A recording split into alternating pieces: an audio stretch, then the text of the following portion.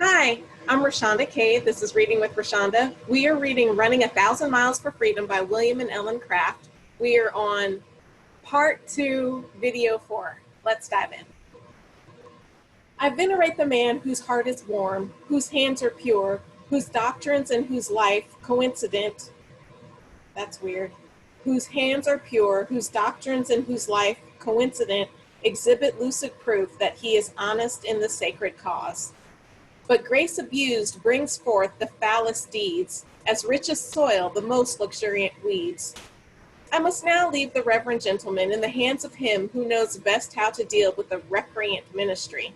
I do not wish it to be understood that all the ministers of the states are of the Balaam stamp. There are those who are as uncompromising with slaveholders as Moses was with Pharaoh, and like Daniel will never bow down before the great false god that has been set up. On arriving at Portland, we found that the steamer we intended to take had run into a schooner the previous night and was laying up for repairs, so we had to wait there in fearful suspense for 2 or 3 days. During this time, we had the honor of being the guest of the late and much lamented Daniel Oliver, Esquire, one of the best and most hospitable men in the state. By simply fulfilling the scripture injunction to take in the stranger, etc., he ran the risk of incurring a penalty of $2,000 and 12 months imprisonment. But neither the fugitive slave law nor any other satanic enactment can ever drive the spirit of liberty and humanity out of such noble and generous-hearted men. May God ever bless this dear widow and eventually unite them in his courts above. We finally got off to St. John's, New Brunswick, where we had to wait 2 days for the steamer that conveyed us to Windsor, Nova Scotia. On going into a hotel at St. John's, we met the butler in the hall, to whom I said, "We wish to stop here tonight." He turned round, scratching his head, evidently much put about.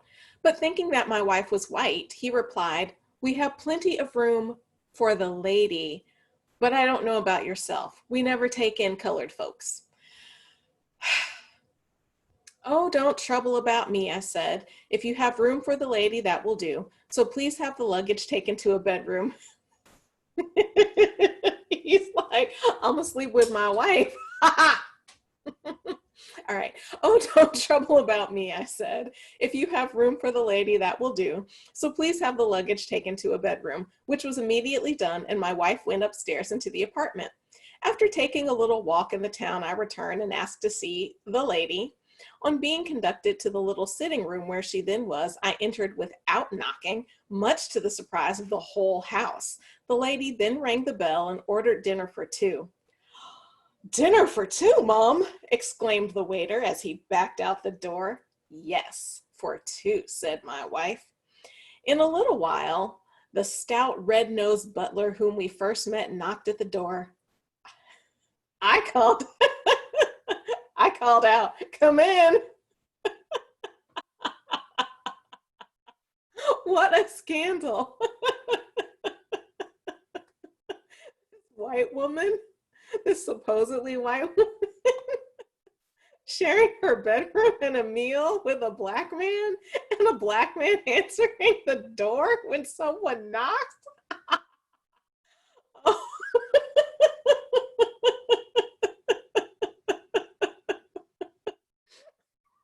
The scandal of it all. Oh my goodness. Oh, okay. I called out, "Come in." On entering, he rolled his whiskey eyes at me and then at my wife and said in a very solemn tone, "Did you order dinner for 2, Mom?" "Yes, for 2, my wife again replied. This confused the chubby butler more than ever, and as the landlord was not in the house, he seemed at a loss what to do. When dinner was ready, the maid came in and said, "Please, Mum, the missus wishes to know whether you will have dinner up now or wait till your friend arrives." They are trying to give her all the outs. Clearly, this black man is not the person you're eating with. Ah, "I will have it up at once, if you please." "Thank you, Mum," continued the maid, and out she glided. After a good deal of giggling in the passage, someone said, "You were in for it, butler, after all, so you had better make the best of a bad job." But before dinner was sent up, the landlord returned, and having heard from the steward of the steamer by which we came that we were bound for England, the proprietor's native country, he treated us in the most respectful manner. At the above house, the Boots, whose name I forget, was a fugitive slave, a very intelligent and active man, about 45 years of age. Soon after his marriage, while in slavery, his bride was sold away from him, and he could never learn where the poor creature dwelt. So after remaining single for many years, both before and after his escape, and never expecting to see again nor even to hear from his long-lost partner, he finally married a woman at St. John's. But poor fellow, as he was passing down the street one day, he met a woman. At the first glance, they nearly recognized each other. They both turned round and stared and unconsciously advanced, till she screamed and flew into his arms. Her first words were, "Dear, are you married?" On his answering in the affirmative, she shrank from his embrace, hung her head, and wept. A person who witnessed this meeting told me it was most affecting. I'm sure it was.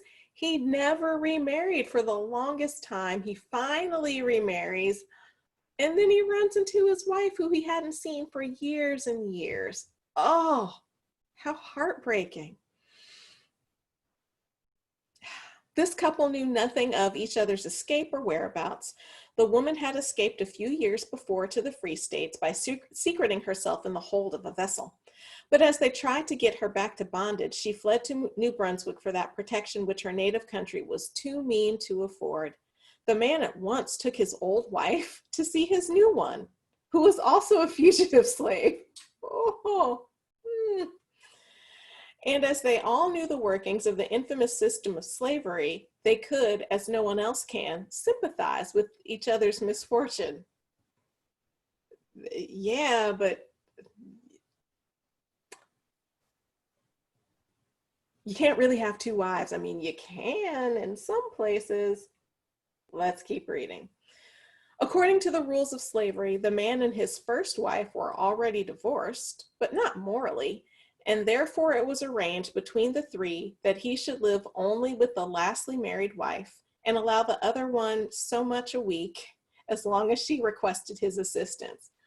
Okay, so he's going to stay married to the new wife, but he's going to provide financially for his first wife. Let me see if this helps. No, I've just got this, I always have this glare on my glasses. Like if I'm like this, you can't see it.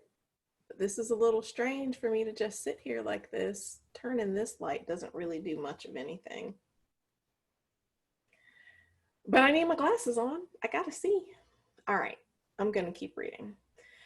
After staying at St. John's 2 days, the steamer arrived, which took us to Windsor, where we found a coach bound for Halifax. Prejudice against color forced me on the top in the rain. On arriving within about 7 miles of the town, the coach broke down and was upset. Okay, so William, because he looks black, is riding on the top of this coach in the rain, and then the coach breaks down. Oh, what a day they are having. I fell upon the big crotchety driver whose head stuck in the mud, and as he always objected to niggers riding inside with white folks, I was not particularly sorry to see him deeper in mire than myself. All of us were scratched and bruised, more or less. After the passengers had crawled out as best they could, we all set off and paddled through the deep mud and cold and rain to Halifax. On leaving Boston, it was our intention to reach Halifax at least 2 or 3 days before the steamer from Boston touched there en route for Liverpool. But having been detained so long at Portland and St. John's, we had the misfortune to arrive at Halifax at dark, just 2 hours after the steamer had gone. Oh, all this journey, and they missed their boat. Consequently, we had to wait there a fortnight for the Cambria. The coach was patched up and reached Halifax with the luggage soon after the passengers arrived. The only respectable hotel that was then in the town had suspended business and was closed, so we went to the inn opposite the market where the coach stopped. A most miserable, dirty hole it was. Knowing that we were still under the influence of the low Yankee prejudice, I sent my wife in with the other passengers to engage a bed for herself and husband. I stopped outside in the rain till the coach came up. If I had gone in and asked for a bed, they would have been quite full. But as they thought my wife was white, she had no difficulty in securing apartments into which the luggage was afterwards carried. The landlady, observing that I took an interest in the baggage, became somewhat uneasy and went into my wife's room and said to her, "Do you know the dark man downstairs?" "Yes, he is my husband." "Oh, I mean the black man, the nigger?" "I quite understand you. He is my husband." "My God!" exclaimed the woman as she flounced out and banged the door. On going upstairs, I heard what had taken place, but as we were there and did not mean to leave that night, we did not disturb ourselves. In our ordering tea, the landlady sent word back to say that we must take it in the kitchen or in our bedroom, as she had no other room for niggers. We replied that we were not particular and that they could send it up to our room, which they did. So I want to stop here for just a moment and talk about racial passing. So Ellen has been racial passing for the vast majority of our text here. She is helping people assume she is a legally white person. Her skin looks white.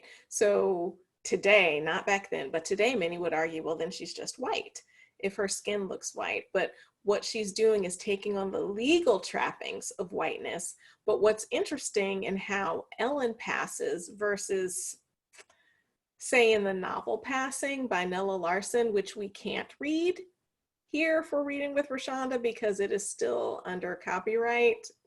Otherwise, we would be reading it.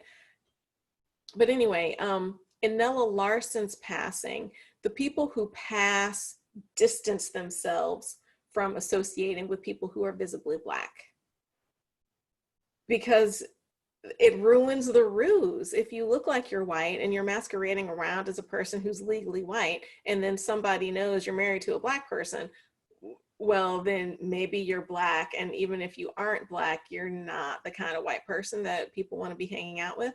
But what Ellen is doing, so during their escape, Ellen did distance herself from her husband. She was master, he was slave. But once they escaped and she dropped the guise of a man, she'll walk into any place and they will assume she is legally white. And in that respect, she's passing, but she's flouting all of kind of the rules of passing by being like, yeah, he's my husband. He's staying in here with me and we're eating dinner. I love it. Okay. All right, so they ate dinner, blah, blah, blah. All right. After the pro-slavery persons who were staying there heard that we were in, the whole house became agitated and all, sorry, stuff is popping up on my phone. Okay, the whole house became agitated and all sorts of oaths and fearful threats were heaped upon the damn niggers for coming among white folks. Some of them said they would not stop there a minute if there was another house to go to. The mistress came up the next morning to know how long we wished to stop. We said a fortnight. Oh, in case you don't know, a fortnight is 2 weeks.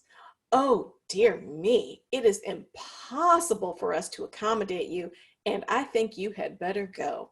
You must understand, I have no prejudice myself. I think a good deal of the colored people and have always been their friend. But if you stop here, we shall lose our customers, which we can't do no how. I'm not personally racist. I've got Black friends. But this is impacting my business now, and I can't impact my bottom line regardless of how much I say I like the Blacks. That's the exact same argument we hear today. Exactly the same. All right. We said we were glad to hear that she had no prejudice and was such a staunch friend to the colored people. We also informed her that we would be sorry for her customers to leave on our account. And as it was not our intention to interfere with anyone, it was foolish for them to be frightened away. We're not gonna bother you. We don't bite. We're just gonna stay in our rooms. Y'all will be fine. Y'all will be fine. However, if she would get us a comfortable place, we would be glad to leave. The landlady said she would go out and try. After spending the whole morning and canvassing the town, she came to our room and said, I have been from one end of the place to the other, but everybody is full. I love what William and Ellen did here. We aren't going to bother anybody. Your customers don't have to worry. But if you don't want us to stay here, you go find us a place to stay. Because we ain't leaving for a fortnight. Ha ha! All right. Every place was full. Of course, every place was full. Having a little foretaste of the vulgar prejudice of the town, we did not wonder at this result. However, the landlady gave me the address of some respectable colored families whom she thought, under the circumstances, might be induced to take us, and as we were not at all comfortable, being compelled to sit, eat, and sleep in the same small room, we were quite willing to change our quarters. I called upon the Reverend Mr. Kennedy, a truly good-hearted Christian man who received us at a word, and both he and his kind lady treated us handsomely and for a nominal charge. My wife and myself were both unwell when we left Boston, and having taken fresh cold on the journey to Halifax, we were laid up there under the doctor's care nearly the whole fortnight. I had much worry about getting tickets, for they baffled us shamefully at the Cunard office. They at first said that they did not book till the steamer came, which was not the fact. When I called again, they said they knew the steamer would come full from Boston, and therefore we had better try to get to Liverpool by other means. Oh my gosh, they are getting every kind of runaround. They can't stay in the inn. Now they can't buy new tickets for the trip to Liverpool because everything's full. Urgh. Other mean Yankee excuses were made, and it was not till an influential gentleman to whom Mr. Francis Jackson of Boston kindly gave us a letter, went and rebuked them, that we were able to secure our tickets. So when we went on board, my wife was very poorly and was also so ill on the voyage that I did not believe she could live to see Liverpool. However, I am thankful to say she arrived, and after laying up at Liverpool very ill for 2 or 3 weeks, gradually recovered. All right, we're gonna stop there. We're gonna stop there. I'm gonna try and mark my place. Okay, marked. So we've been with William and Ellen Craft. They've escaped from slavery. They made it to Boston. They got to Canada. They've had lots of occasions where they got tripped up and had to fight racism. And now they are on their way to England. And that's where we'll stop for today. Thanks for joining me. This is Reading with Rashonda, and I'm Rashonda Kay.